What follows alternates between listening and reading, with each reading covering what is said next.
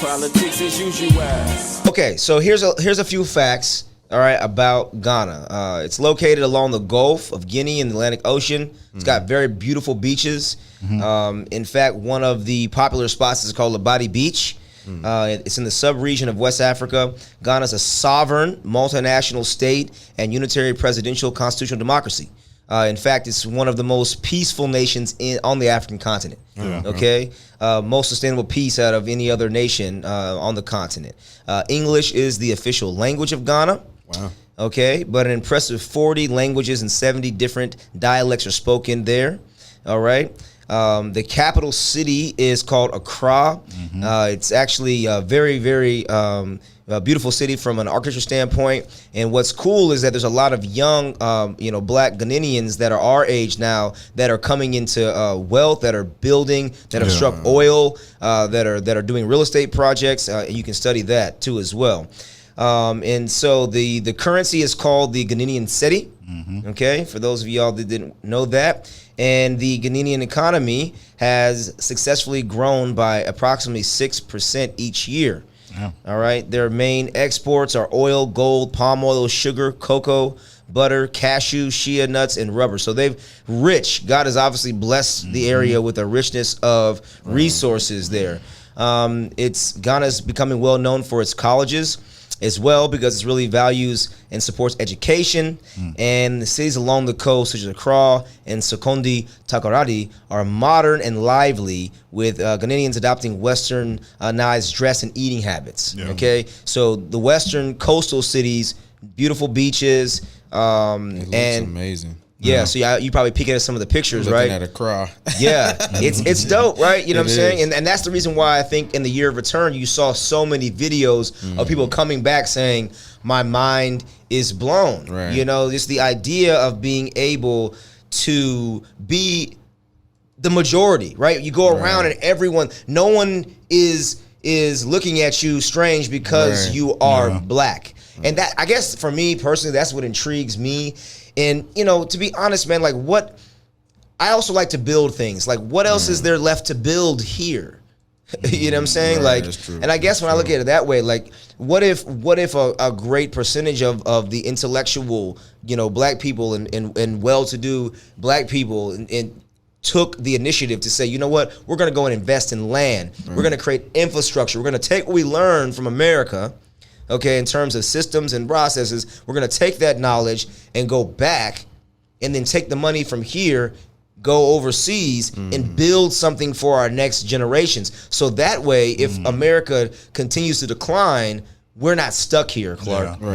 That's my thought process of it. Listen, man, I'm going to go out there and build the craziest fucking house he's ever seen. And I'm be like, hey, bro, it's lit out here. It's lit.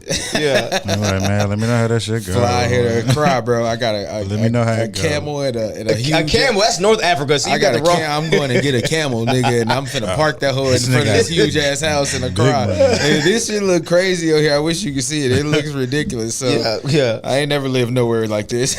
I'll probably put up the pictures for everybody watching, you know what I'm saying? For those of you that listen to the podcast. Of that. People need to see that. Yeah, absolutely. And so, okay, listen up. So for those of y'all that are coming along with us, put in the comments, let us know, would you ever consider going to visit?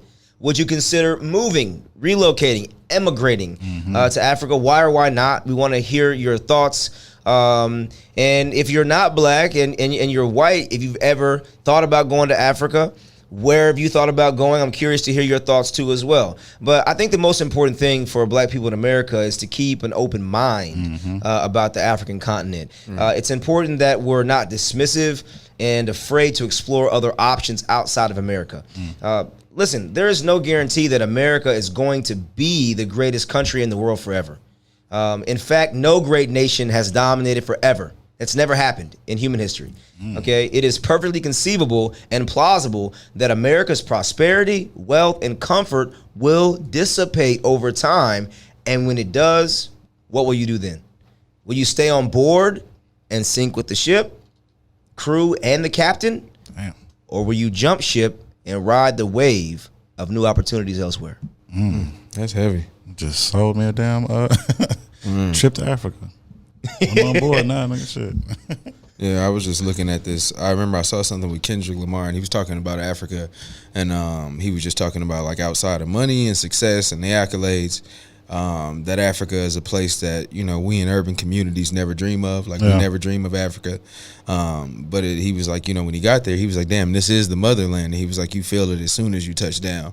And he just kind of spoke to like how Africa broadened his, how do you say, his approach to his art and things like that. And you could tell like when he came back to Pimp a Butterfly, Damn, those albums, they're completely different versions of him, and you can tell like he was enlightened by something. So I think that kind of woke me up to it too, because as an artist, to hear somebody's music for so long and to get an understanding of them, and then they go to Africa one time and come back and they're completely different artists, still dope, but his content is different. His approach to how he records is different. So Nip, the same thing with Nip. Same thing with Nip. You know what I'm saying? He went back to his father's homeland, to Eritrea. And look at how enlightened he was, even as a gangbanger, even as a young man growing up in South Central that was involved in so much other shit. He was still so enlightened. Him and his brother. You could just tell they thought on a different plane than everybody else. So those kind of things that would kind of push me to be like, man, maybe it is something over there for me to go see, and maybe I'm missing out on it, even if it's not me going over there realizing where I'm from, rubbing the dirt across my forehead, and licking the air to see. I don't know Black Panther shit. You know, I'm not trying to get into that, but I want to see what it is for a bit, because I've been here so long, and I feel like I've conformed to this society and the way that they've kind of brainwashed me to be.